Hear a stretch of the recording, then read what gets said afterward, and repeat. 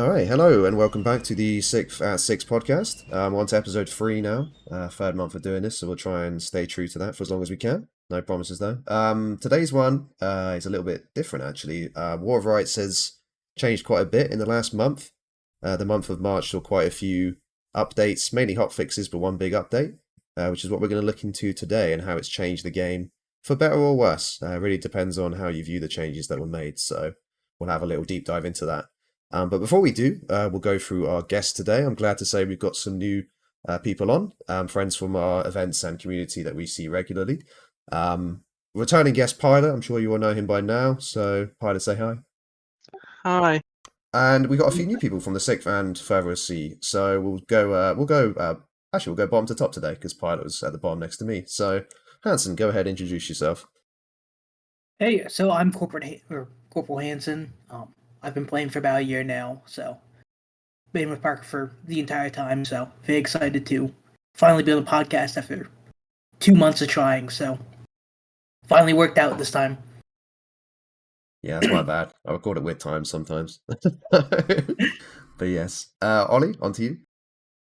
Hi, I'm Corporal Ollykite, or as most people would know me, Ollykite for the rest of the community. Obviously joined the Six New York. Been playing pretty much playing War of Rights since it came out. But been in it for the last 3 years. So, yeah, that's about it, really. Yeah, we're going to slowly get every NCO on the sixth one here, so you'll eventually meet everybody and know their voices, if not their faces. So there you go. But on to our guests. More importantly, we've got a couple guys from the AMV here today. Starting with somebody who I'm sure everyone already knows, but nevertheless, we'll introduce him as if no one does. Killer. Hello, I'm Killer from the Army of Northern Virginia. I don't have any interest in the Civil War whatsoever, and I'm cool enough to have 4,718.4 hours. Damn, that's Put me crazy. on the leaderboard, Chief. Yeah, you're going to be at the top. Oh, before I forget, we're going to have to quickly loop back round. Hansen, Ollie, do you guys know how many hours you have? Yeah, I have about 506 hours. 506. And Ollie? 1,136. Nice. Awesome. So nobody's anywhere near Killer, but that's cool because that means you touch grass, so it's not the end of the world. So congratulations, We guys. have lives. Yeah, I say that I'm probably not too far behind Killer now, but I have a life definitely too. you do. You have a glorious life. Absolutely amazing. Don't change. Stay true. I'll try. I mean, if you calculate mine over the course of a year, that's 21 whole days that I've spent playing this game. So Let's not start that maths. Let's not start. Let's not do about that. 190 days. Yeah. I feel like Yeah. Killer has like the length of an average prison sentence at this point, so we probably shouldn't go there. In the UK, yeah. Yeah. Anyways, and last but not least, Cloud, go for it. Yeah, Cloud. Been in the community for almost 4 years now. Representing A and V. I guess Civil War interests would come from just being a military history buff in general. And then hours, I think I have right at 1,415 hours. Nice. Yeah, you'll probably recognize a lot of the voices. If any of you watch either Kotan's videos, even Jehovah's videos, the AMV appear in some of the UECs and stuff there. You'll probably recognize Cloud and Killer from those videos. Especially Hatchery as well. There are two guys that are very prominent in that event with us. So, but anyway, thanks guys. On to today's topic and whatnot. So as I kind of said in the introduction, I think it's fair to say there's been a lot of changes in War of Rights in the month of March. One big update, which was update 194, which was called the networking overhaul, brought a lot of changes with it, and also a whole load of hotfixes, which have changed different elements of the game, as I said at the start, for better or worse. So, I mean, first of all, kind of blanket statement.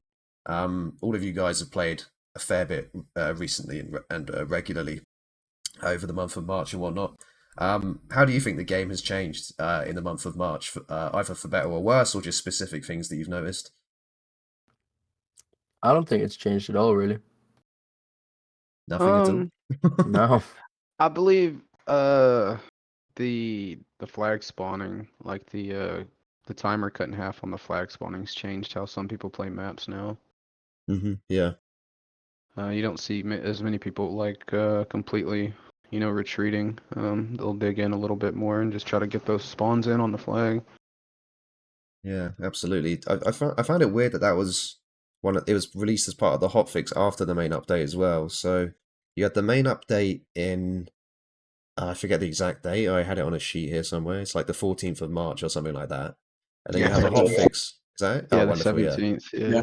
And then you have the hotfix a few days later, which brings in this flag spawn change time, which literally cuts it in half. So for anyone who maybe hasn't realized or doesn't play the game but is just interested in the game, the flag spawns in War of Rights like a mobile way that you can spawn around the field. It used to be, depending on how many people you have around the flag, was how quick you can spawn in, and it used to be once every 10 seconds if you essentially had a lot of people, 6 or more, or once every 20 seconds if you had somewhere between 3 and 5 people. Both those counts are now cut in half, though, so 5 and 10 seconds respectively, which, I mean, it really depends how you look at it, I suppose. It's either a very good or a very bad thing. It makes it and more realistic. It does, yeah. I think a lot of the complaints which people have in some of the events is I spend all the time dying, for example. I don't spend enough time playing, which this definitely helps alleviate. It actually lets you get back in the game so much quicker now, and not It's a spend bit- half your time reforming, which is nice. It's a bit like what Cloud said though, is regiments don't fall back as easy. Like obviously in War of Rights there are some fairly small-ish regiments that like can't really withstand a volley without having to fall back. Yeah, And then obviously you've got the bigger lines that can withstand a couple of volleys before falling back, but it kind of just helps with the fact that like regiments don't just run away immediately after they get shot, because they can just get guys back so much faster. yeah, absolutely. It definitely encourages more of a, I guess you could almost call it line battle potential. I think it lends very well to maybe some of the slightly slower paced events. Like, I mean, I guess the what would you call it? The stereotype would be towards European events, but not necessarily just those. It definitely helps for like the more historical rule set. yeah, events. absolutely. Like I think it lends quite well to even sometimes maybe to and maybe it slightly forms a disadvantage sometimes, but it does lend itself quite well to like hatchery on Sundays for that first 10 minutes where we essentially spend it shooting at each other anyway. Unless you get a pretty good feel of the field pretty quick, and see who's where, try and outshoot them a little bit and whatnot. It's interesting what you said about bigger units though, because I think that's one of the things which was brought up as a kind of point of contention was does this kind of benefit bigger units are like way too much, right? They already have a very big advantage in numbers by being able to spawn back in so quickly. Does this now mean that small units are, pardon my French, but are they fucked whenever they come up against a big unit? I don't want to sound condescending or mean, but realistically, War of Rights is not built for 10 to 15 man regiments. That is fair. Yeah. Like there's so many regiments in the community that like there's a lot of small regiments and there's a lot of big regiments, but like realistically, it's built. There's 4 companies, so in an ideal world, there should be 4 regiments per side, each equivalent of about 40 to 50 people per company. Like that's the way that it should be played, not like 8 or 9 regiments per side. If that makes any sense. Yeah, I see what you're saying, because if you did have, it was just 4 lines of 40 to 50 kind of fighting each other, it would kind of more mimic a historical fight, because those lines wouldn't be falling back just as soon as, they're getting shot at. You gotta think the devs make these updates based on public matches, which are pretty much like at peak time when it's like full servers. It is 4 companies of about 50 a side on both sides. They don't Yeah, that really is base it true. off events where there can be little small regiments and stuff like that. I know it's kind of bad considering regiments kind of not run the community but keep it alive. But they base it off the way the game should be played, not the way that we try and play it. Yeah, no, that's a very fair point. Is I think one of the ongoing issues in War of Rights since I started playing, and it's never going to end, is how many regiments can you have in a community this small, right? You kind of have to have some consolidation, I suppose you could call it, at some point, right? Where you either form into a bigger group or into the same regiment, as you say, to almost form into a group of 40 to 50 in size. Like how I guess you're a great example of that in the A&V. You have the units that have joined you like recently, and your numbers are even bigger now. So Yeah.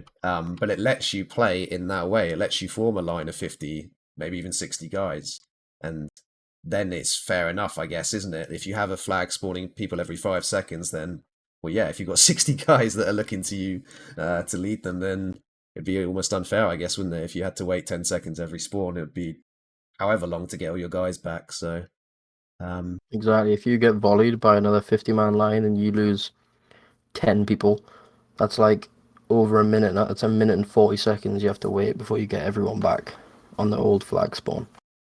yeah, for Whereas sure. now it's what, like 40 seconds, something like that, 50 seconds. Yeah, I can't remember, what was it, the anniversary of? I want to say it was Antietam. On the NA side, they all lined up at Dunker Church like a year or two ago I in was two there, yeah. massive lines, and they literally shot at each other. I wonder how that would look now with the flag spawns. Same with the Um, reenactment events. They would yes, be a lot yeah. more cool too. Yeah, that's actually somewhere I wanted to go with this conversation was for the reenactment events, one of the problems we've always had is essentially we've had to disengage units, right? Yeah. To get people back into the game, because obviously we're trying to do what we can to commemorate and reenact these events as they happened. But nevertheless, we're still in a game environment, and that poses a whole bunch of difficulties. The main one being, how can we get everybody on the field, literally, and back on the field when we're mimicking these successive charges happening and people dying and stuff. So Yeah, those videos are edited really nicely because realistically, in real life, after about 2 or 3 volleys, they're all fucking gone. yeah, And you've for got to sure. reset and go again. Well, I remember Yeah. when we did Gettysburg, we doing Pickett's Charge, and they had to tell us to stop shooting at them and like start aiming high because across the Pickett's Charge they were like down to 10, 20 people for the entire Yeah, Confederacy. we did the one, I think it was a few months back, and there was like CSA had artillery. Well, the artillery round was too good. It landed in the middle of everybody and killed like 20 people, so they had to tell them to stop Oh, shooting. damn. Have you done a reenactment event since knockdowns were a thing? Yes, you would have had Stones River in December. I think knockdowns were a thing then.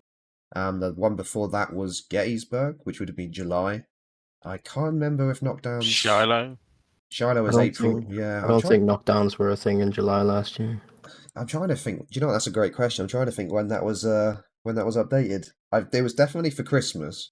You'd have had Yeah, knockdowns. I think it In was a fact, that new might thing be the because event you're at. If I'm fairly sure knockdowns were close to where when they did the zombie thing for Halloween. yes, yeah, that's probably a good shout. Yeah, so they would have had it for Stones River in December for sure, but before that, then yeah, you're probably right. But yeah, no, reenactment events. That's a great example of when it's a positive. I think one of the other things when I was thinking about this question was, if we're anticipating and we want servers to be bigger and better, then I think we have to maybe anticipate something like this coming in, right? If we eventually go up to 500-man servers, let's say, obviously 400 is kind of the ongoing when are we going to get them question right now. But if we eventually go up to 500 and beyond that, then would we realistically want to stick at a 10 and 20-second spawn time? I think everyone would get a bit ratty at that point, right? And want It's it already quicker. annoying enough. Yeah, and this all leads back to big and small units. For a big unit like you guys in AMV, if you had to stack on one flag in an event and you went into a melee and let's say 20 of your guys died, well, 20 times 10, 200 seconds, you're waiting 3.5 minutes just for the rest of your guys to get back in. Time ticks along real quick in that sense, so Yeah, it's a case of like some people were saying it's heavily attacker biased because like you can't like push the attackers back or whatever because of the flag spawns. But I think it has its advantages and disadvantages to both attackers and defenders really, because like on certain maps when like defenders have a good position, it can be hard to just push them off by shooting. You're gonna have to charge And a lot of times people don't like charging straight away because if they're terrible at it, they're just going to get absolutely clapped. Yeah. It depends on the attitude of the defenders a lot as well, I think, because I think aggressive attackers will benefit quite a lot because obviously to knock out a unit now with this flag spawn time, you have to really go for the flag. You can't just, stand back and hope to shoot it out. But for certain events or maybe for when the attacking team is a little bit more passive or less in your face, then it really could pose a good a good what's the word? It could offer a good opportunity. I'm thinking like UEC battalion events, where they form up with as a side to all the regiments fighting individually, they form into normally I think 2 or 3 battalions aside, and they form up and they fight as these battalions as the units rather than the individual units, and that kind of battle would be really boosted by this flag spawn, I think, because that's always been an issue with the battalions just as much as like you guys, like as a big unit when you're trying to get people back in, it just takes too long to get anything back to like normality, right? So yeah, certain events will definitely benefit from it in that sense. I mean, to be fair, as you were saying about the will of the defenders, I mean, also with the will of the attackers. I mean, we've been in some fights recently where we're just literally respawning and getting shot to pieces before we've even really got back to Yeah. line or back to reloading. Do you know what I mean? So yes, it's great that you get your guys back quick enough, but the thing is how long do you want to sit there suffering losses? I mean, you see some of the some of the photos from UEC from the Saturday. Um, the amount of people on there. I mean, that's also whoever's got their corpse numbers up. But like, you see the row of dead peoples. How long are you going to keep suffering that and probably not really getting anywhere? So it does kind of benefit the attackers, I think, in some ways, but it depends on how long you want to suffer it. That's the thing I would think of as well. We did an event as the CSA on Piper Farm. It was a Friday NA event. And we pretty much just let the Union take the wall, and then they went and took the caissons, and we just sat. We kind of had them in like a little kill box. There was like one regiment went to the wall. There was another group by the barn, another group by the hay bales, and they had all of their flags there, and they were just spawning people in, and it was just a kill box. They were just handing us tickets like it was nothing. So I think it just depends on, where you position your unit. If you're in a defensible position, like Killer was saying, you can set up like a kill box like there and just keep feeding the ticket bar with kills. So yeah. It can definitely give a false sense of security to you as an attacker, I think, because for the most part, like when I play War of Rights, whenever we're attacking, I go on the basis of I know I already have a slight advantage normally in tickets, so I know as long as I can try and aim to, trade 1 for 1 or do better than that, then we're probably doing okay. But now there's a potential that, for example, let's say I go into a field, form a nice little pretty line, and we start putting shots down range. And I turn away for a second, and I turn back, and it still looks like all my guys are there, but in reality, we've lost maybe 4 or 5 guys, and they've just respawned real quick. Maybe there's a false sense of security sometimes for attackers in that sense. Well, defenders as well, of course, but mainly on the basis that attackers, I guess, would have a little bit more confidence about them, in how they would play and whatnot. There might be a little bit of a risk of we're doing better than we are kind of thing, I think I remember the very first event after this flag spawn changed. I played in the Southern Aggression event alongside some yes. Actually, I was playing as Confederates, so there was many dead Yankees by our hands, all over the field, in fact. But yes, I remember it was me and at the 19th Indiana, we were sharing a flag, and I think we were tangoing with the 42nd PA, which is Hood's guys, on Hill's counterattack, and I remember that one. Yeah, so you probably remember we were kind of like on the CSA's hard left, going down the fences through the woods, like towards that like cross section of the snake fences where the Union often holds, and it was a really weird situation because me and the 19th, we were obviously both forming lines and shooting down at Hood. We were getting quite a lot of kills on them. We were taking a lot of hits back, but it didn't really look like we were losing anything, In fact, we were laughing at each other like we could probably do this all game and eventually get them to breaking, then just run right.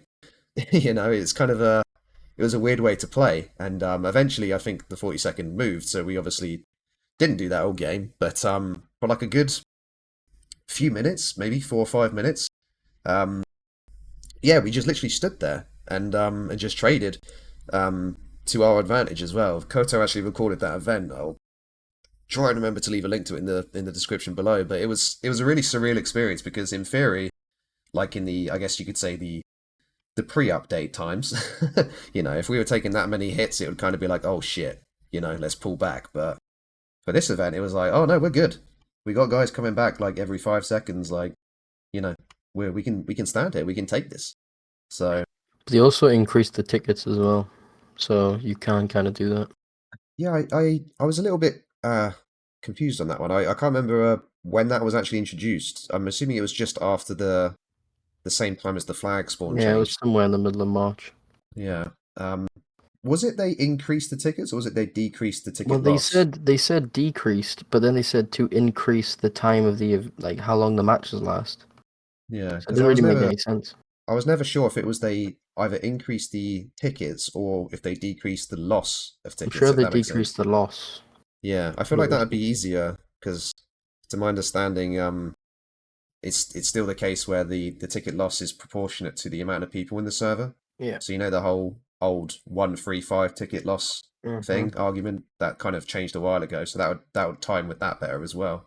But I guess that is a pretty good counterbalance as well to the flag spawn times. Again, not necessarily a good thing. If you stand there and trade tickets or trade casualties, then maybe you don't notice the tickets moving as much. But it definitely lends itself to some engagements better than others. To be honest, though, no one's really noticed it. I haven't noticed it.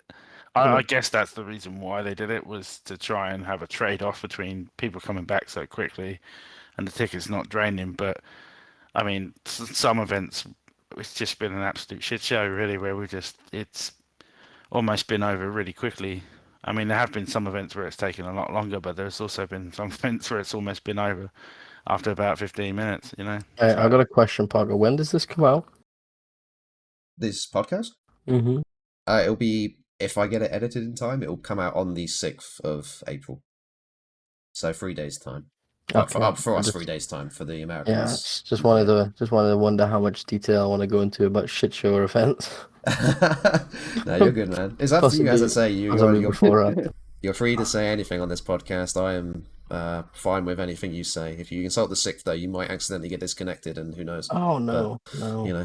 That's not my doing. That's Discord. So, but that's actually another question. Is, do you think that I mean, we kind of already discussed it actually, but do you think that the flag spawn time favors one side more than the other, attacker or defender, or is it just kind of it really depends on who's playing? Do you think? I think it depends on the map. That's what I was gonna say. It depends on the map. Yeah, I think map plays a big part, and then the officer in charge as well.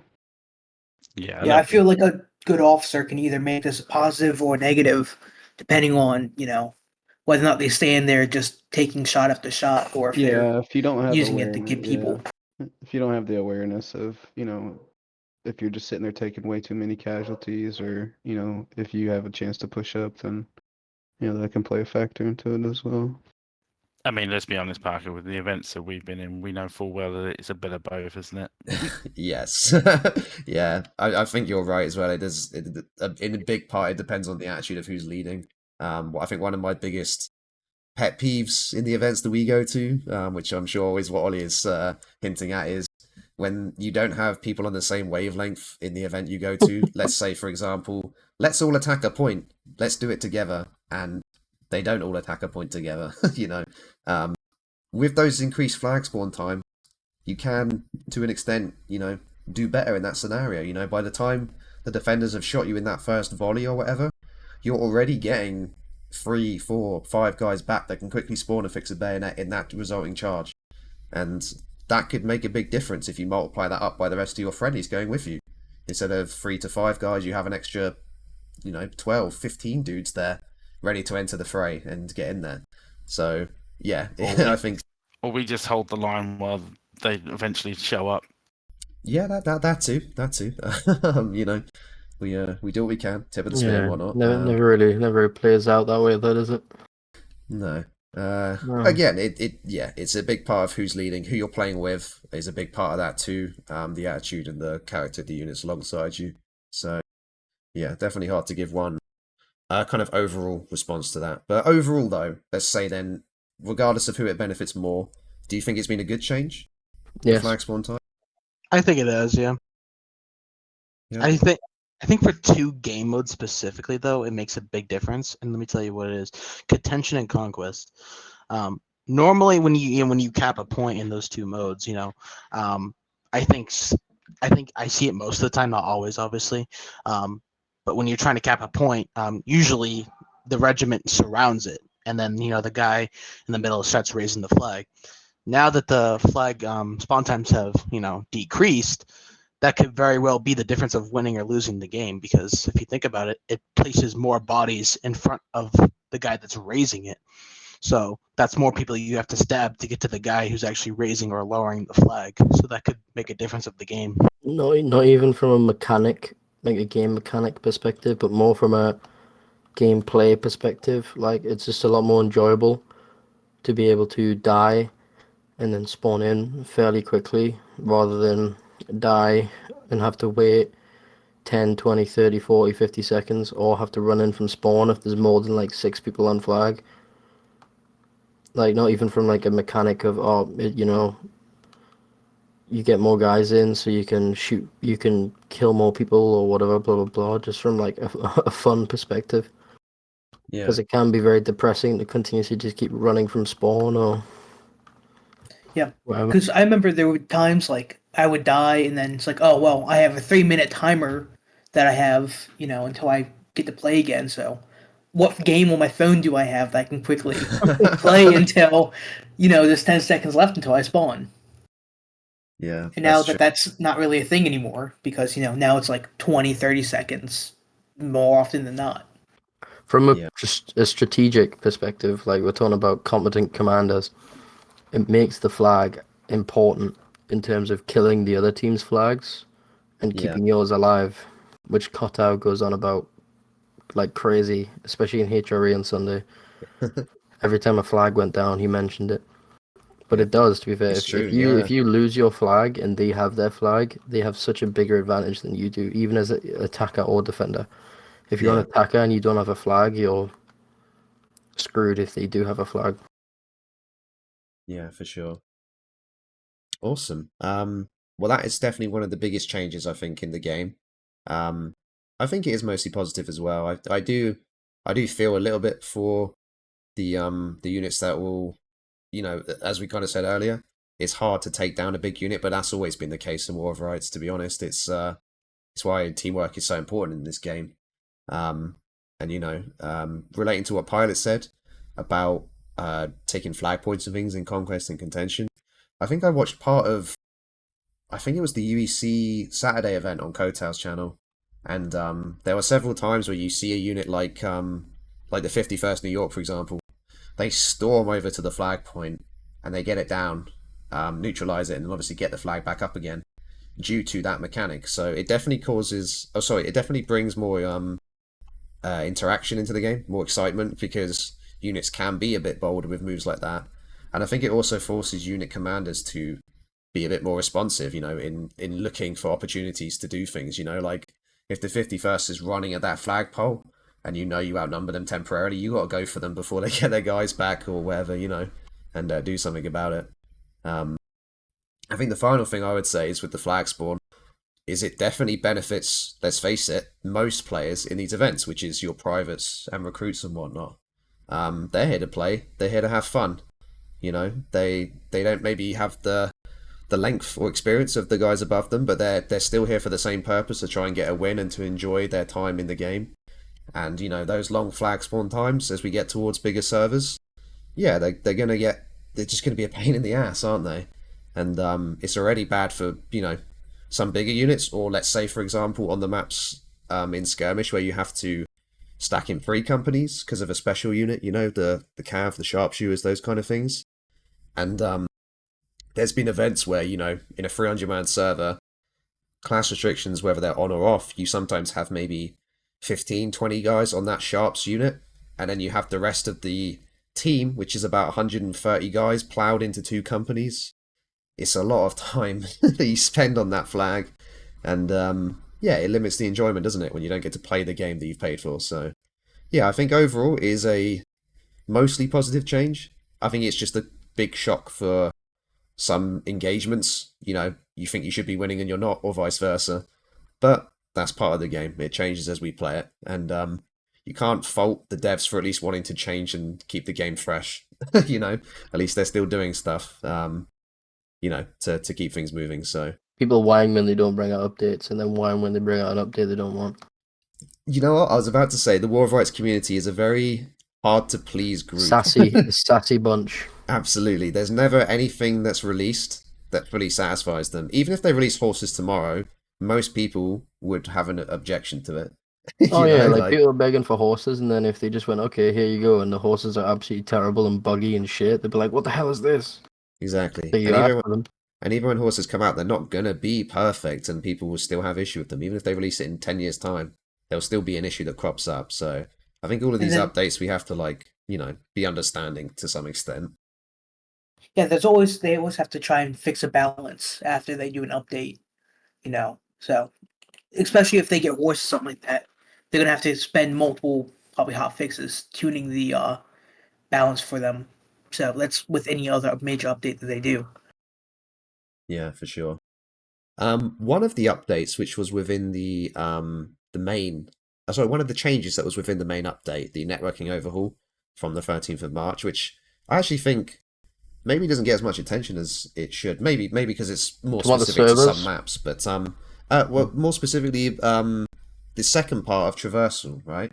So obviously the first part was the jumping offenses and stuff, which I think changed quite a lot of things in terms of how you engage units. But the second part of it is, I think, quite cool, which is to do with deep water. Being able to, not in fact being able to shoot out of it anymore, stab, that kind of thing, which is very specific to some maps, which I'll speak about in a moment. But also the second part, which is full damage, which is just, for me, I think a nice. I quite like immersive. I quite like the immersive side of War of Rights, so I think that's a good addition anyway. It's definitely an overdue one. I know some people, I guess the non-immersive people don't like it because you could do some kind of goofy stuff with jumping off and surprising people. Yeah. I mean, I'm thinking the old days of Progress Mill, right? Mm-hmm. When people would be like paratroopers and jump out of the top door, right? Killer and I used to do a thing where we'd run through the barn on as Union on what map is that, Killer? The farm? Yeah. Because CSA would kind of huddle around that stone wall next to the barn. Yeah. Yeah, you could run through the top of the barn and jump down into them. Or is that too high? Is that too much a height now? Is that what you're saying? Or yeah, it'll kill you. Yeah. Oh, I didn't realize that. Or at least make you a one stab. Yeah, because obviously there's full damage, and then too much height will obviously kill I think you. people die from it. Oh wow, I didn't realize that was actually a death height, because it's only it's like a 1 floor drop, I guess, isn't it? Or maybe a bit higher than 1 floor because it's a barn. But wow, okay, that's cool. So that actually changes, because I'm the same. Whenever I play Piper Farm, you can run it's not too tight a boundary to run, but you can run the boundary around there and get into the back of that wall quite easily. But maybe not anymore then. Okay. It's a case of for instance, oh fuck, I've lost my chain of thought. Hold on, keep talking, I think. No worries.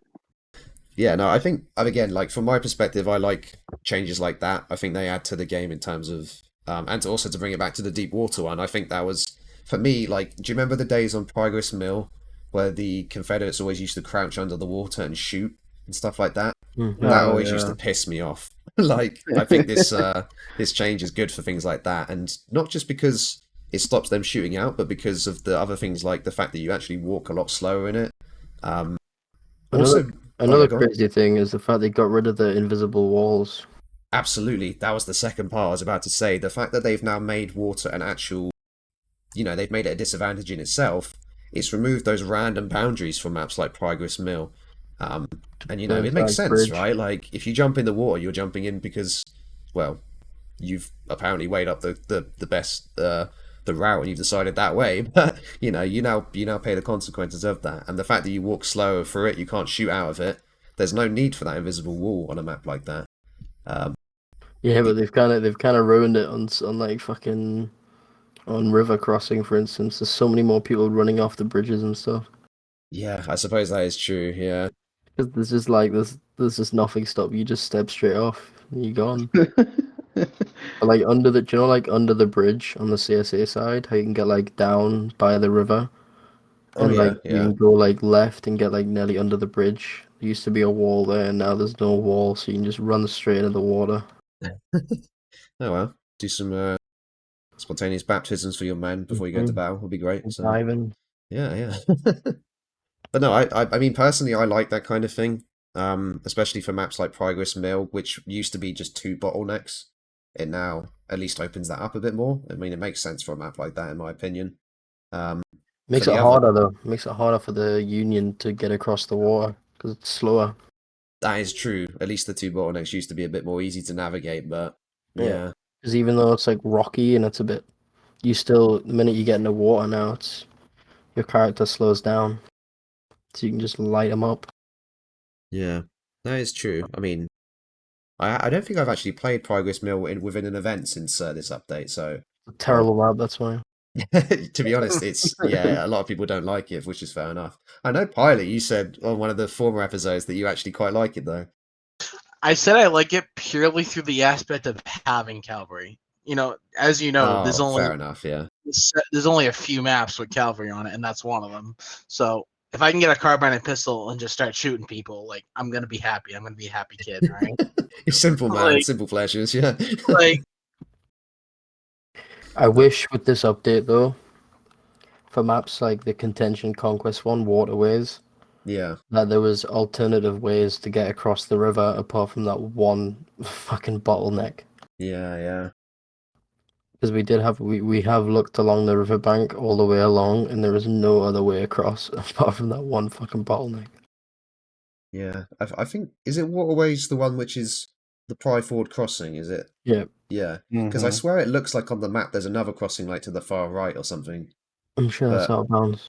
exactly, but it's out of bounds, which is it's really annoying that they even put it on the map, quite frankly. They should just expand it or something. But Yeah. I yeah. like that they've done that though. They subtly expand the boundaries of certain maps, like on Piper Farm, bringing it back to that one. Yeah. How like they've expanded the border so that like the CSA can go all the way to the bottom of the road on the left, and they can also go to the stone wall. Like it was so stupid that like there's a stone wall there that the CSA can only get within like 10 yards of, but the Yeah. Union can sit there and shoot you from it. Yeah, for sure, yeah. It was always so stupid. Now, to turn our attention to another change, which, in my opinion, may be the the low point of March.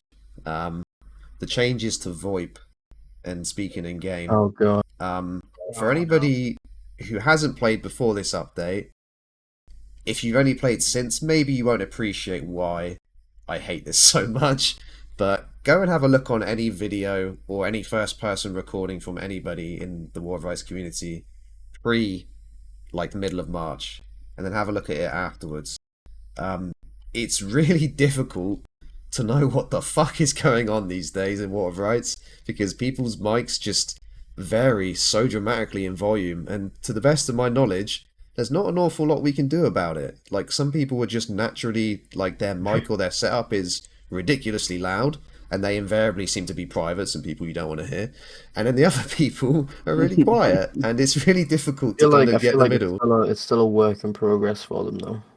Yeah, I get like what they're going for to try to add like a immersive kind of thing with the the voices and stuff, but it's definitely not implemented great right now, that's for sure. Yeah, like because the way it Yeah. used to be was once anybody got within a certain radius of you, I can't remember how long it was, but a certain radius, their volume is the same as someone who's standing right next to you. Yeah. Whereas now the whole thing is supposed to be the further away you are, the quieter you are. But I'm sure it also has something to do with the direction you are. Like if you're looking at someone, you can hear them louder than say if you're like to the right or left of them. Yeah, I think the motivation for this is perfect, and I don't doubt again the reason for doing it, as you guys say. It's just how they've done it, in my opinion, is terrible. Like the fact that quite often, you guys know when we do, let's say, an event like UEC or HRE, and you talk to the other commanders, you know, you're there next to them, and it's all very proximity based. But all of a sudden, you hear a private 30 yards away, clear as day, like ear raping his Yeah. mic, and it's like there's not much you can do about it. It's just, oh, I don't know. It's just really frustrating. So I think however they can. Soundboard's even worse. Exactly, yeah, anything like that becomes just troublesome, you know. So I think yeah, the reason is great. And you can see this on drill camp as well when you're drilling with your own unit and stuff. It's really cool, like how the noise kind of dissipates as they go further away and stuff. It's just when it comes to, you know, these bigger events where you have so many different people and somehow everybody's mics are just like pre-programmed so differently. I don't know what the exact reason is, but some people are just deafeningly loud and some people are just so quiet, you know. I think unfortunately I'm maybe in the kind of middle to quiet group of mics in this game, because a lot of people when we have a bigger line can't hear me too well, like with my own unit. Like the other day we had like 30 dudes at an event, and the guys at the ends who normally could hear me fine were just struggling to hear me, like full stop. But they could hear somebody 30 yards away bellowing orders, like it's like, you know, I don't know how to get around that apart from, you know, It's stick gotten a at lot it. better than when they first released it. Yeah, I think they did do another hotfix which kind of made it better, right? There's been like 2 hotfixes on it. Yeah, it was just man, like the first Ooh. event I went to after that was what? Like Actually, I have a unreal. question I ask you guys, which it's different to the voices, but and I don't know if you're going to bring this up. How do you all feel about the guns on the ground? Oh, I was gonna talk about this. This is my favorite part out of all the updates, believe it or not, because like You're such an interesting guy, Pilot. I know. I'm very disappointing. I get it. I Anyway, like that it happens with pistols too. So like I'll be running and then all of a sudden I'll get shot and my pistol kind of flips out my hand. Yeah. It's kind of cool. before this update, like you know, you obviously kill the person and they would die with their weapon in their hand, and you would see it. But now the fact that they drop on the ground just adds so much historical preference to it. Obviously, you know, in the real Civil War, when you got shot, more often than not, you would drop your weapon, it would stay laying on the ground, and they would collect them later.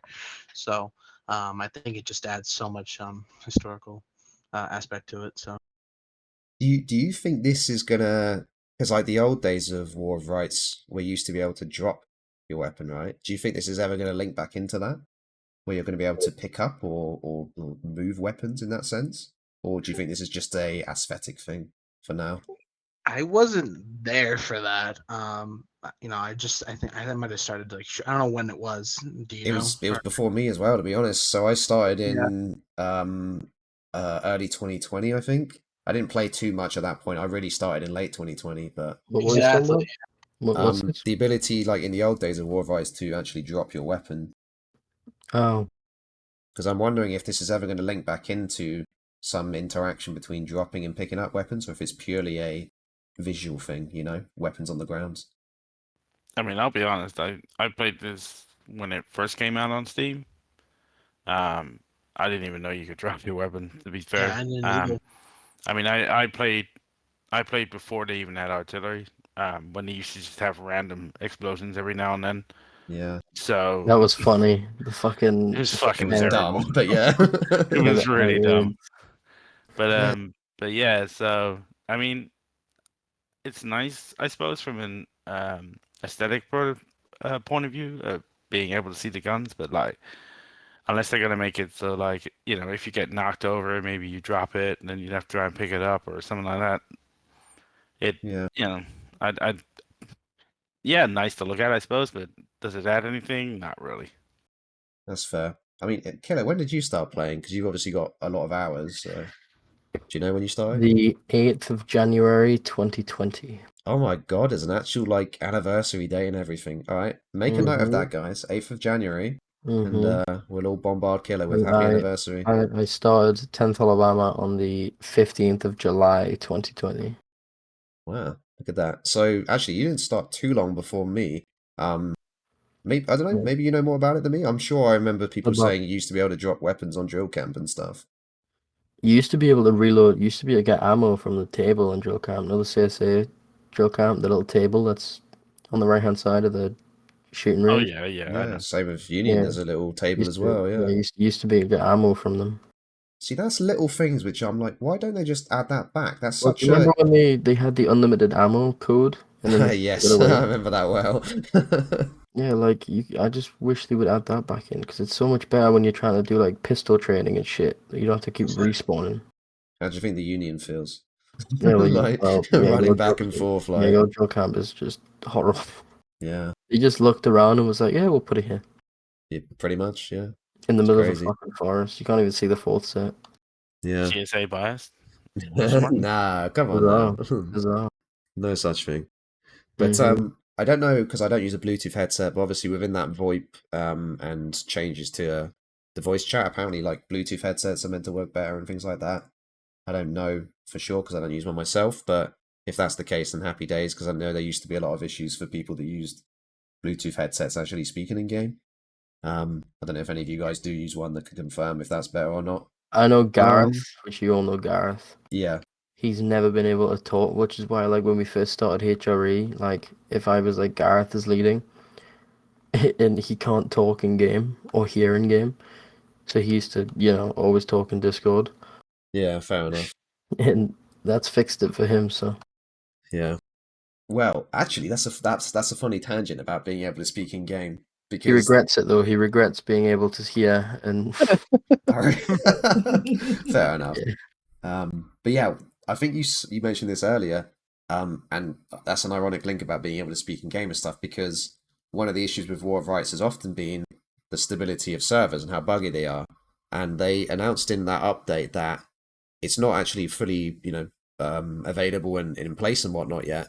But there's going to be a upcoming change when it comes to how servers are actually hosted in War of Rights. It always used to be entirely through Gportal, and to Mhm. my understanding, that's now going to change, and you can now be hosted on different You hardware can of your host own it choosing. on, yeah, but you can host it on local too, like from your PC. Yes, exactly. So But they're probably not going to be as good as paid servers. It's a bit yeah, like fucking Valheim, for instance. mm, Like you can have a local save, or you can have a 24/7 server that's always up, which is the ones you have to pay for. But the local one is the one that you have to every time, unless you're online, your server won't be online.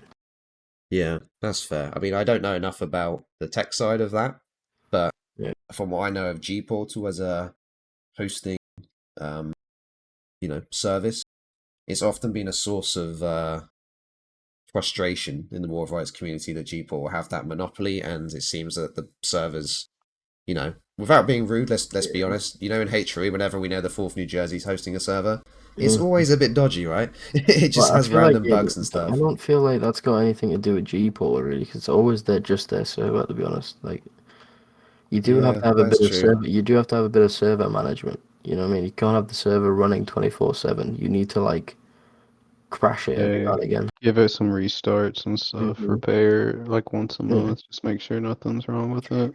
But it's Yeah. like, for instance, Gport, in my opinion, was fairly lenient when they said people can pay for a 150-man server but get 300 slots.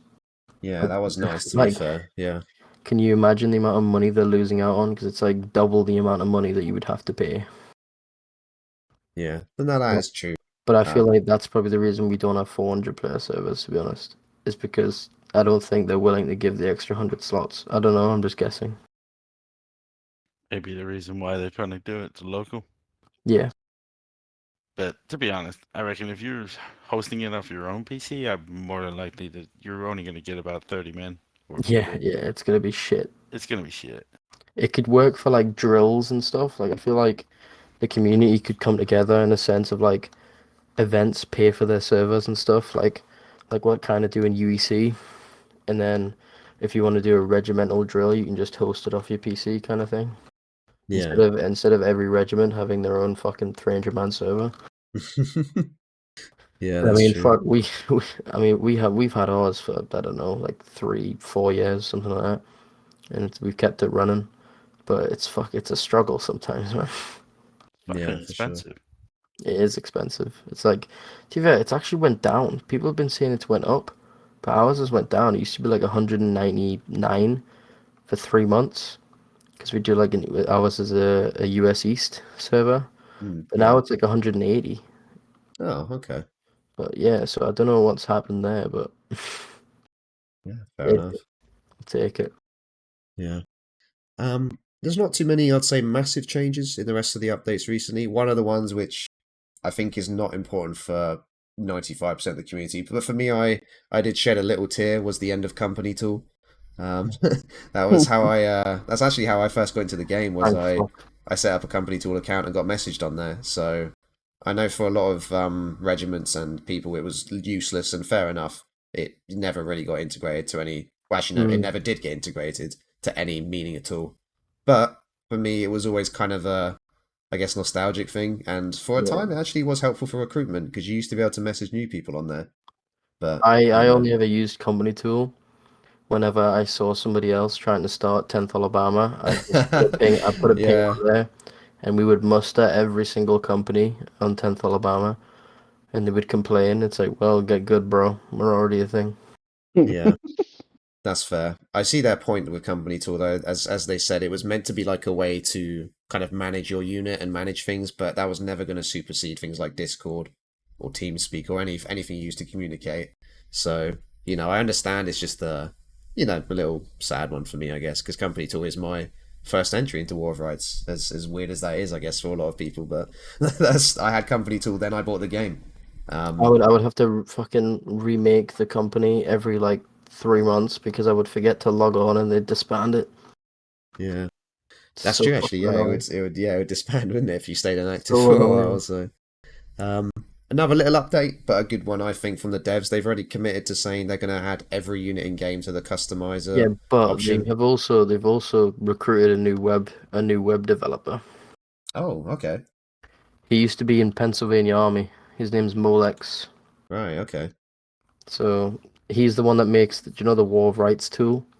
The new yeah, thing that it used to be like on the paarmy.com that has all the maps and all that shit on. I yeah. was wondering why I seen him have a developer thing on. I was like, what in the world? Yeah, so he made that for them, and it's now its own separate website. It's not a part of paarmy.com anymore, and it's owned by War of Rights technically now. Oh wow, Yeah, it's what we use for like our event information stuff. Like you add your regiment to it and all that sort of stuff, and craziness. But yeah, so he got hired like I don't know about a month ago by Campfire Games. yeah. So he's now an Oh, official developer. He's got the blue Yeah, name. the bot was super handy. You type Mm-hmm. your info in and it'll just post it in your whatever your announcement channel you have it set to. That way you don't Yeah. have to constantly type out the password and everything. yeah, Yeah, and if you select which maps you're playing, and it gives you a little link when you post it when like it posts your Discord. So Oh yeah, that was like yeah. any of your guys can click the little link and it shows which map it is and gives you a little video of like the surround of like the map, little 360. Yeah, so you got your enlisted guys are like, what map are we playing? They'll just click that link and kind of give them a little brief Oh, overview of it. you got that guy who you asked to lead, and he's like, I don't know which map it is. I can't remember. So we'll click that. yeah, yeah. Fair enough. Yeah, I like the commitment from the devs to getting all the units into the unit customization one. They actually added actually they did it in 2 stages, but I think they added about 30 units into the Yeah, customizer in March, which is a really good progress. So fair play on that front. they still For haven't added 10th Alabama to the game. So I I'm was gonna very say I don't think they've got your main unit in AMV, have they? But then they've not got the 6th in the game full stop. So who knows? Maybe one day, but not anytime soon, I'd yeah. I imagine. wonder how much I have to Um, bribe the devs to get it in. yeah, you know what you'll have to do? You'll have to start giving them commission off at the AMV store. The Do you know merch store. what's crazy, right? If you look at how many backers they had, they almost made $1 million off fucking backers. Yeah, It people was put like like nine. thousands in, didn't they? Yeah, because like one of the tiers was like $1,300 just to get like a fucking your name in the credits, Yeah. and I half wonder, the people didn't even get what they paid for. exactly. I was going to say, I wonder how many people of those backers are even still playing because it must have been what, like 9 years now, maybe Yeah, it's longer. been a Like, while. Have you seen the original video they made on like uh, Burnside's Bridge? I'd probably have at some point, but It I looks can't. like I can't fucking. think I of it right remember now. it. It looks like a Yeah. completely different game. I'll have to Looks go like back and look at that. yeah, Yeah. it looks like Beak Off, but a bit worse graphics. Yeah, Well, that it can't is be good. really weird looking. Yeah. It's terrible. Yeah, I mean, there's, as I say, there's not too many big updates left. There's a few little ones which I think are, you know, just added little sprinkles of short updates in there. Like for the purpose of pub servers, I guess this one's good. They reduced the is it no, not the number, the percentage of people that need to like commute or downvote people to be removed off of slots. I think in public games sometimes you could get, let's face it, trolls, and that helps to counter that a little bit. Getting them off of officer spots or server mute them. Not a massive change, but nevertheless cool. They did also increase the experience that you need though for some of the classes, which I guess by this time, since they first released the leveling update, then I guess fair enough. But for brand new players, they do have to work just a little bit harder now before they can actually play as an NCO I officer like that, to be artillery. honest. I like that because it's fucking annoying. Yeah, I mean, It's too for late. officer, it's what is it, level 10 now? I think. Yeah, that's reasonable, to be honest. Which That is is reasonable. probably about what 15 games if you stay in formation for most of it. Because normally you get like like, several thousand per game, right? So The amount that my bar goes up now is so like I'll get like 7,000 XP from a UEC event, and it goes up by like a centimeter, and I'm like, oh, for crying out loud. you must get like a microscope out, like watching it, just watching it for Takes me Twinge up about, a little bit. Like. fucking, it takes me like 2 months just to go up another bloody level. That's because he's Yeah. never in line. That's why. I just Yeah, hit he's next always grade. Ramboing in HRE as well. Like, yeah, worst one for it. I hit level 96 last week. Let's go. Damn, 96. Wow. I How know. many people are there level 100 in this game? Obviously, there's Torgray. I would say There's two in SR. I've seen them. Yeah. Oh, there's another one in SR. Who's the other one? Yeah. He's Clayburn like used, a fourth Clayburn Texas used to be guy. it. Well, they used to have Clayburn, who was 100, I think. Yeah. There's got to be a couple other hundreds in the community, right? I don't know. Mm-hmm. Maybe not many, but you might be the next one, Killer. So keep at it. Keep at it. Yeah, once I hit level 100, that's me done. You're just going to retire. Fire. I'm Until the done. next person Christ. reaches level 100. Yeah. Is that who it's going to go to when you retire? The next highest level? The next or- highest level. One of my captains always goes on about that because he's like, you can see which regiments have a bit more experienced players if you hit tab and look at how many like full, what was it like reefs or whatever they got. Yeah, it goes Yeah. dark when they get to level 60, doesn't it? That's normally a Yeah. good sign. He's like, Like- yeah, if you look at tab and look at how many like different companies have like a certain amount of reefs and stuff, you can see which regiments are full of new people that have no idea what they're doing and full of experienced people. Yeah, like, to an extent that is true. People in more hours, higher level. I mean, me and You could still be bad at a high level, but realistically, for it's sure. hard. It's not hard naming to have names, that of course, many- but yeah, there is a lot of people Yeah. that are high levels and It's hard to no, I'm be- kidding. It's hard to be a high level and still be terrible. Yeah, I think yeah, I mean, well, there's only 2 officers actually in the 6, so we're kind of fortunate. But me and Ibby are both, my level 86 or 7. Ibby's like the same. We both played it for ridiculous amount of time now. I'm sure it's probably the Mhm. same with you and AMV. Like, you're obviously right up there, but you must have a lot of When they heavy brought out players too. when they gave you all the levels based on your time, I think I went straight at like 86. Oh, really? Damn. I think I started at what was I like? I was early 60s, like 63, I think, or 64, something like that. But So- honestly, it just does not go up. yeah. I mean, you're so much further than me, but I see that like it's just a slog now. Like, Yep.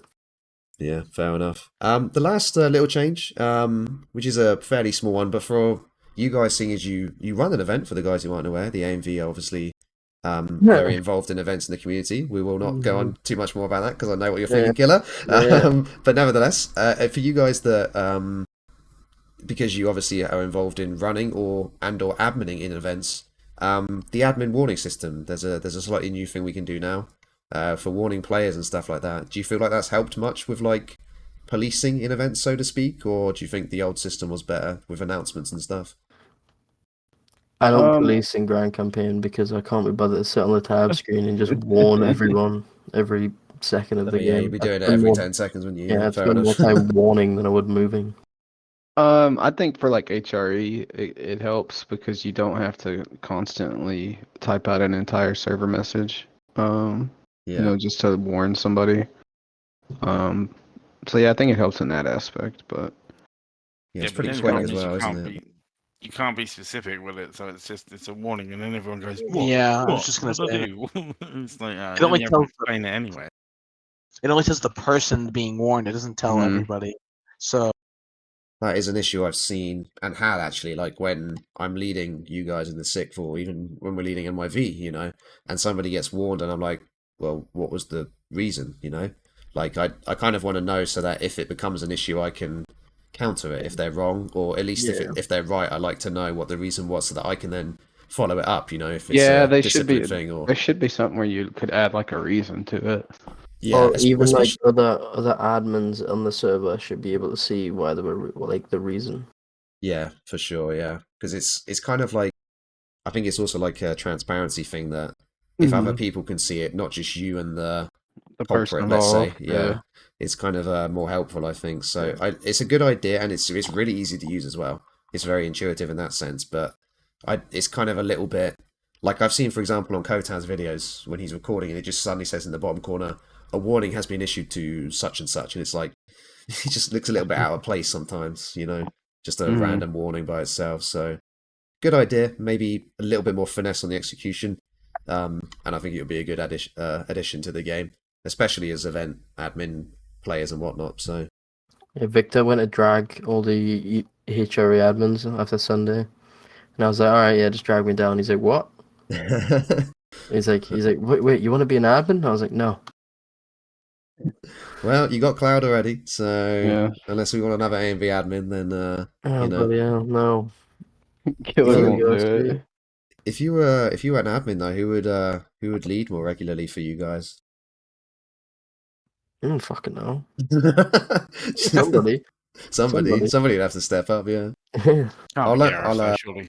I'll Gareth, Gareth's a I'll loan you PFC now, Ollykite isn't if you want. You can borrow Ollie and he can lead you guys. he? Gareth has been a PFC since December. Oh yeah, yeah. I Oh, remember yeah. when he had his little send off on was it Reno's Fall? I think I was there when he had his last event as a lieutenant colonel, and I was on CSA with you guys. I remember that. Yeah. But, yeah.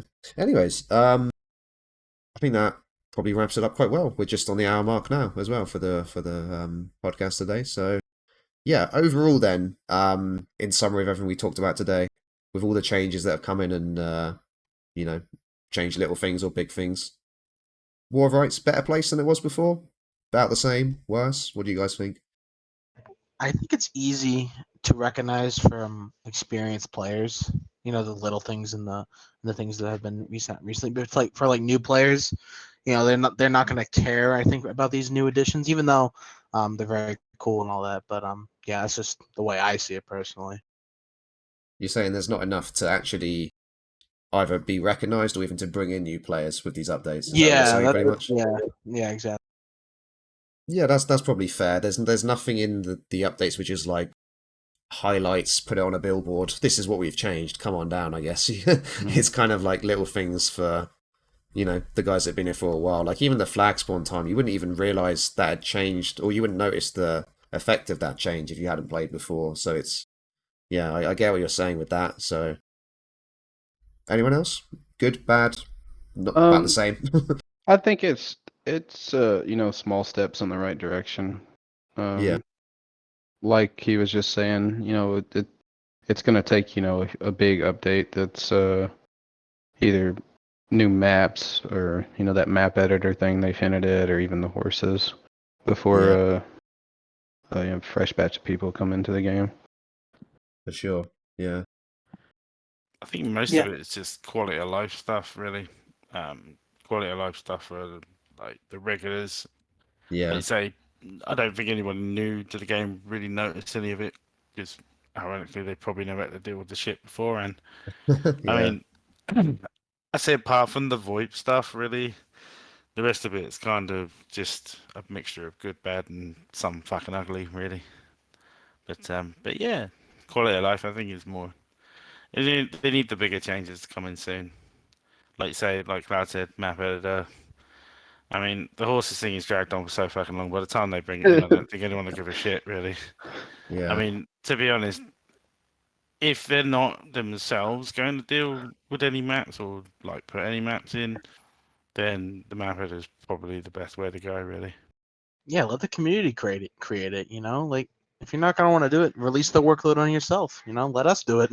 We'll spend like weeks, I feel hours, like days. that's what the new thing with the servers is going to be about as well. You know what? I was Oh, right. about to. That's exactly Yeah, what I was like going to you say. can I having your feel set own like plays into hosted it. server. Yeah, that's the big kind of tying it all together. Even if you think about it, it's the a bit like removal of on. the I'm gonna put about the Valheim, where you can get like other games where you can get like mods and stuff on it. It's a bit like that kind of thing, you know what I mean? Where you can kind of create your own stuff, but on yeah, a paid server, it's hard because you're kind of buying into the already created like campfire games aspects, which I think they did say when they put the update out for that. Like yeah, paid for servers will pay into the campfire games rule set, yeah, whereas the locally hosted servers won't have that automatically integrated. yeah. They said about like the kind of quote unquote normal ones as we have them now would still have like all progression and all that stuff as part of it. Yeah. And then anything that's like adapted or modded would obviously not have Mm-hmm. those things intrinsic. So, but yeah, even like like we talked about, like the removal of the invisible barriers and stuff like that, that all lends itself quite well to the map editor too.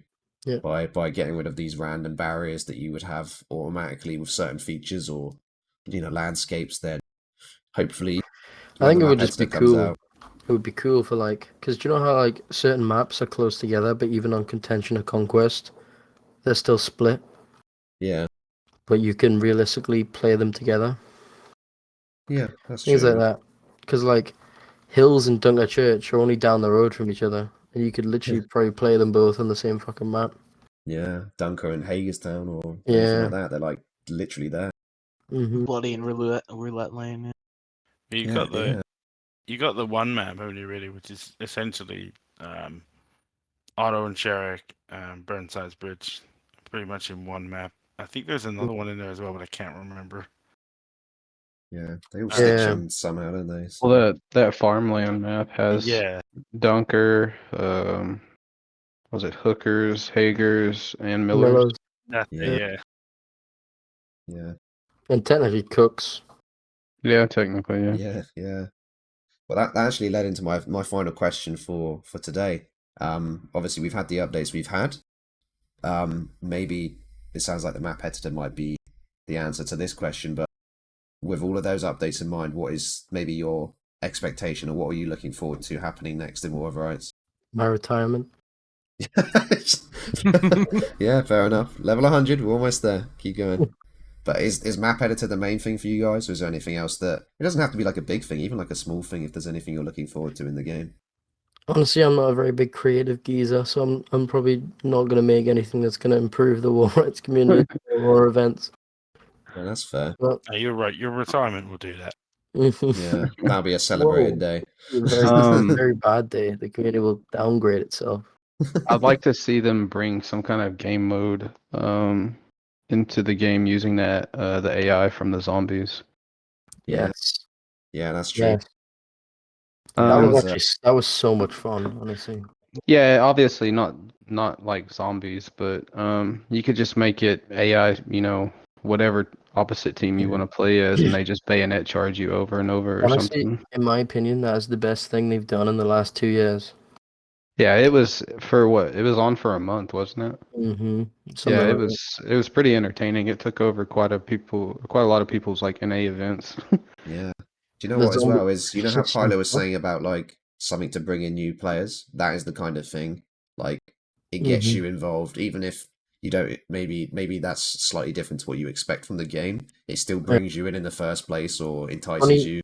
Funny enough, they used that for horses and for Yeah, other things, yeah, I heard that. Yeah. for like Um, knockdowns and stuff by AI. yeah, I believe it would like help new players as well, like learn the games in a less like chaotic Yeah. atmosphere instead of getting screamed at by other players, because you're out of line and stuff like We that. did drill on the zombie mode. I had a lot of people use it for learning how to stab because it was a It really was good really way to yeah, learn it, yeah, distances. yeah. It was really good melee practice. Yeah, It's yeah, good for exactly. shooting. 2-on-1s. It was good Help for with 2 on shooting as 1. well. It was good with shooting as well. Just Mm. when Yeah. with those runners. Yeah, You just yeah, have that's people. true. You Yeah, have people like train them going left to right, and the rest of the guys are just shooting. yeah, yeah. Help me work on my pistol accuracy when I spin around and shoot a runner. Like, yeah, it's great. Or shoot pilot accidentally because it happened a few times and I thought he was a Wow. zombie, but you know, not my fault. I literally got a wave 25 and I stopped. I was like, yeah, fuck that. When they What was first the? released, it was at 50 when they first released it. I And was then they gonna were like, say okay, it that's was at too hot. first like ridiculously high, Yeah. wasn't it? Like, Yeah, they were like hit wave 50, get this achievement. I got to like 17 or 18 and I was like, this would take like 10 hours. Like this is yeah. crazy. It takes forever. We were on there for like 3 hours and we only got 25. We're like, yeah, I'm done. Did you guys get the achievement in the end when they lowered Yeah, it, or oh, you yeah, did? Yeah, to nice. 25. Yeah, yeah. And I think they Nice. lowered it to 20. They did, yeah. They lowered it again, which was reasonable as well, because like otherwise you're literally playing for 4 or 5 hours. So Yeah, it was terrible. it's crazy. Like, commit to this game or don't fucking bother. I remember there was someone being a troll on our server, and we were near the end of wave 24, right before 25, and I kicked him from the server, so he didn't get the Oh, achievement. that's not good. That's a bad man right That's there, guys. I kept him in, and they were like, "Why haven't you kicked this guy yet?" And I was like, "Just wait, just wait." Was he like was he from another regiment or just like a no tag player? Like, Just a no tag pub player. you know what you should have done? You should have said, "I'll let you stay if you join AMV, and you'll get an No. achievement too." So No. he might have No. brought more discipline to your unit. You never know. No, if it's discipline in that context, we have too much of it. Oh, fair enough. Anyways, yeah, I think that wraps it up. Maybe on a tangent, but nevertheless quite well. So yeah, thanks everybody for coming down. March has definitely been, as we've kind of said, a lot of changes in War of Rights, mostly for the better. I think it's fair to say, as Cloud said, steps in the right direction, even if not, massive advancements. Then it's good to see the devs, doing stuff, and hopefully they'll continue that momentum, and we'll see some big changes again soon. So yeah, In other news, Supermarket Simulator had an update recently. it did. You can get stockers now, can't you? Yeah, but the update, they did some patches for the stockers. Yeah. So anyway, Sorry, we're anyway. now a Supermarket Simulator regiment. If you want to join the 6th New York or AMV, and we'll teach you how to stock shelves and run a successful supermarket, then I'll leave links to both regiments in the description below. Yeah, we have first-hand experience. Me and Killer are the experts. We actually play the game for fun and do it in real life. So there you go. Exactly. Learn from the best, then learn from the rest. But yeah, in all seriousness, thanks everybody for coming. Cloud Killer and all the guys in 6th. The next one will come out in about a month's time. We don't actually have a topic for it yet though. So if anybody watching this has a suggestion, feel free to either comment in the description, message me, any of that stuff. And we'll try and get some new people on and get some returning faces every time as well. So I'm sure we'll have something. We'll we find talk something. about ANV. Do you know what? I actually want to do a mix of both meet the... I did like a UEC one. I want to do some specific unit ones as well. So No. maybe we can do an A&V special sometime if you want. Do you remember that German guy that used to do the interviews with the regiment leaders? No. I want to say German guy. I don't know if he was German, but I can't think who. Is it on like YouTube or something? I can try and find it. yeah, he did one with like Pilot E and Red, and he did one with loads of different leaders. This was like was that the fighting regiments thing? Saris. No. It was a European. Huh. But he did like one-to-one interviews in game, just standing there talking to them. Oh god, that's in game. in game. Yeah, that's kind of In-game. brutal. Like, I should have. Oh damn! I missed an opportunity. I should have got all you guys in the drill camp. We could have stood around the campfire. No, I'm kidding. But no. Yeah, as I say, thanks everybody for coming. Please leave any suggestions below. I would love to have your guys' feedback, and also let us know what you think of the updates, because I'm sure a lot of people have views on it. So, yeah. Until the next one, take care, and thanks everybody for listening, and you guys for coming, and we'll see you soon. Goodbye.